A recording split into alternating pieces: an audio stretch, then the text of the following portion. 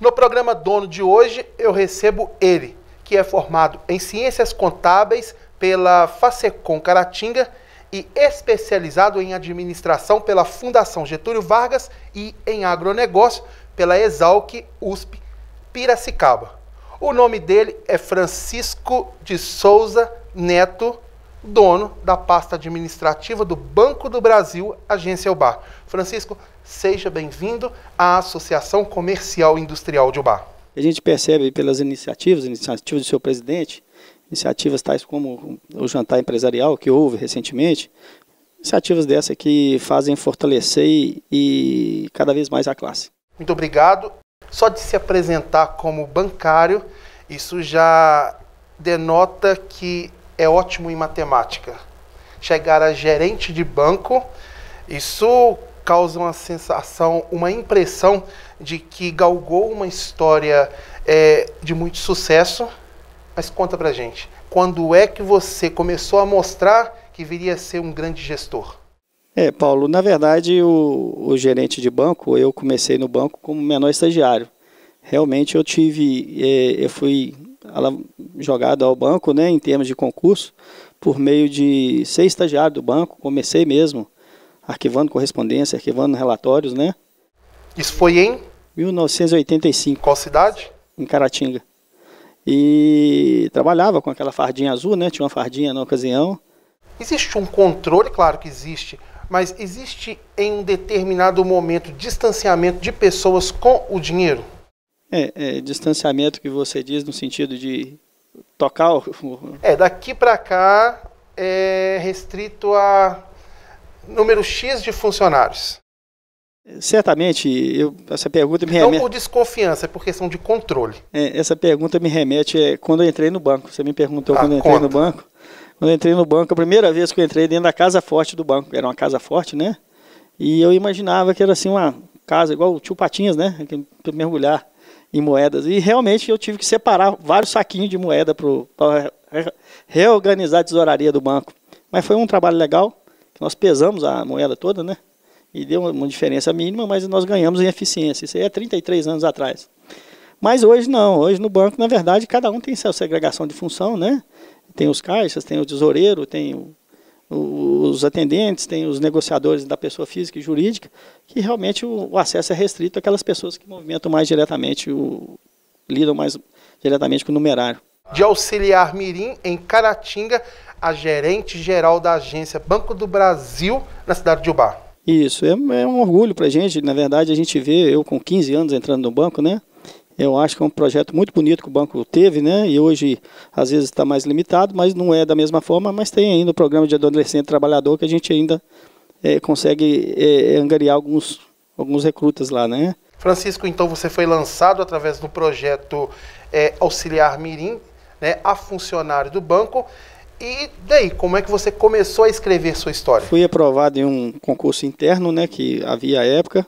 E na ocasião eu comecei de Caratinga, eu fui para Juiz de Fora, trabalhei em Juiz de Fora, trabalhei em outras cidades vizinhas, Conceição do Mato Dentro, Resplendor, trabalhei em Valadares, trabalhei em Ipanema, Minas, né? E esse, na verdade, é o 15º prefixo que eu ocupo no banco, que eu trabalho no banco. Fui gerente de mercado do agronegócio em Minas Gerais, eu cuidava do crédito rural inteiro de Minas Gerais, em Belo Horizonte. E nesse espírito de dono, é o que se pede hoje. Né? O banco hoje tem até uma campanha interna que os funcionários hoje peçam que os funcionários ajam como dono, que vem aí ao encontro do que você passa aí, essa questão do seu programa. Né? O banco fez uma campanha institucional interna, onde ele distribuiu, ao final do semestre passado, 2 ações para cada funcionário, para ele ter efetivamente esse espírito de dono. Então o banco tem, simbolicamente, todo funcionário do banco é acionista do banco. Então todo funcionário é dono. O que o banco percebe? Esse espírito de dono, a pessoa, ela na verdade, ela passa a fazer parte e sentir parte da solução para os clientes e para a sua empresa. Ela sabe que tem o espírito institucional da empresa, o lado empresa e o lado de fidelização dos clientes. Então eu acho que as pessoas ficam mais criativas. Por que Kiko? Eu sempre fui chamado por Kiko. Às vezes eu até me assusto quando sou chamado de Francisco. Então, na verdade, essa forma carinhosa de ser chamado, inclusive o banco hoje, no próprio crachá institucional, a pessoa põe o nome que ele se sente mais confortável de ser chamada. As mais conservadoras não assustam quando olham no crachá do gerente geral Kiko? Tem aquele viés, né? Na verdade, tem os clientes que são mais conservadores, né? Às vezes insistem em perguntar ao Francisco, né, qual que é o seu nome, mas eu dou liberdade para que eles chamem de Francisco ou Kiko, isso aí.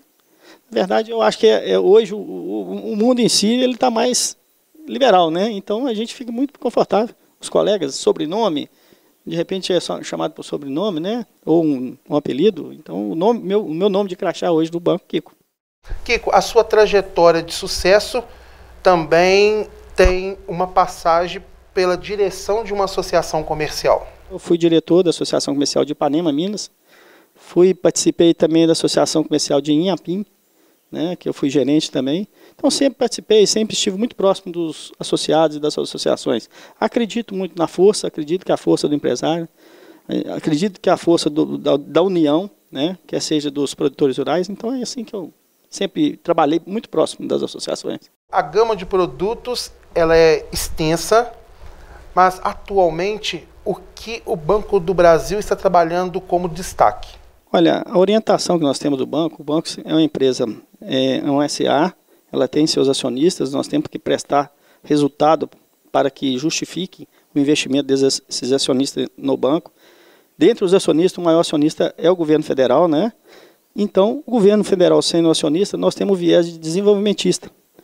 Nós temos compromisso, sim, com a alavancagem da economia, né, para apoiar empresários, apoiar produtores rurais, profissionais liberais. Então, esse desenvolvimento na área empresarial, mais especificamente, nós temos amplas linhas de crédito com relação a investimentos necessários para que a empresa cada vez mais fique mais eficiente, mais tecnologicamente viável. Nós temos linhas bem adequadas, com taxa de juros adequada, prazos adequados, né? Nós temos linhas para apoiar o empresário naquela atividade comercial, quer seja com capital de giro, com antecipação de recebíveis, e temos diversas prestações de serviço que tornam a vida do empresário cada dia mais tranquila e mais eficiente. As corretoras colocam em risco as instituições financeiras? O grande diferencial de corretoras, né, elas têm um foco exclusivo em agenciar o crédito, a captação de crédito. O banco também tem a sua corretora, e os bancos, acredito que todos eles vão se movimentar nesse sentido, para buscar essa maior eficiência, se ainda não tem, né? Mas, na verdade, é o seguinte, o que faz a grande diferença, que a gente percebe, já com o espírito de dono, a gente percebe que faz a grande diferença é a atitude das pessoas. E aí que vai ser um grande diferencial. Criar uma fintech, às vezes um adolescente consegue criar uma fintech, ter um insight lá e criar uma fintech. Mas colocar gente, colocar tijolo ali, ó, aqueles bancos de tijolo, e aí eu acho que faz a grande diferença. Só que esses bancos de tijolo tem que transformar esse diferencial, que é ter pessoas e tijolo, em eficiência e em experiência positiva para o cliente. Esse é o grande desafio das nossas empresas, das empresas dos bancos, né, tradicionais, em valorizar aquilo que eles têm de diferencial para as fintechs que estão aí para ficar, vieram para ficar, e é uma busca, os bancos também vão ter que correr, buscar essa eficiência operacional e a disponibilização de produtos com pessoas e produtos sem pessoas. Quebramos o gelo e a intenção é entrarmos agora em relacionamento. É perceptível que a linguagem mudou. O atendente, o gerente, ele está mais próximo do cliente. Esse relacionamento, ele tende a se estreitar ainda mais? Sim, isso é uma estratégia de todas as empresas, acredito que sim, né? No mais diversos ramos, o diferencial das empresas é comprar software, comprar máquina, comprar equipamento. O diferencial da empresa vai estar nas pessoas, vai estar no dono.